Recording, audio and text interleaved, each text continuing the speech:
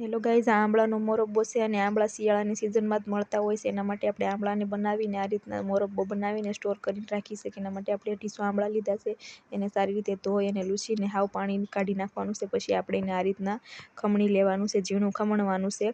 આ રીતના જોઈ શકો છો, ઝીણું ખમણી લીધું છે. આપણે બધા ખમણી લેવાનું અને જેમાં જેટલું પાણી હોય ને એટલું બધું આપણે પાણી કાઢી લેવાનું છે. કારણ કે આંબળામાં બહુ જ તુરાશ હોય ને એટલે પાણી કાઢી નાખીને એટલે બધું પાણી નીકળી જાય. આ રીતના આપણે કરી લેવાનું છે. હવે આપણે કડાઈમાં આ બધું જ આંબળાનું છીણ છે ને નાખી દેવાનું છે. ને એમાં 250 આંબળા હોય ને તો આપણે 250 ઉપર ખાંડ આપણે દળેલી જોઈશે. એટલે હવે આપણે 250 ખાંડ જેટલી આપણે થોડી થોડી ઉમેરતું જવાનું. આ રીતનું આપણે છે ને ધીમી આંચ ઉપર પકાવવાનું છે. અમે તજનો ટુકડો, એલચી અને લવિંગ અને તીખા જ નાખવાના છે.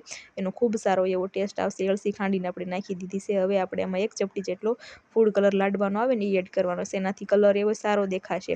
અને આને આપણે તમે હાવ ઢીલું બનાવો હોય ને તો આમાં વધારે ખાંડ નાખીને થોડું પાણી નાખો ને એટલે ઢીલું બનશે. પણ અમારા ઘરના બધું આ રીતનું ખાય છે.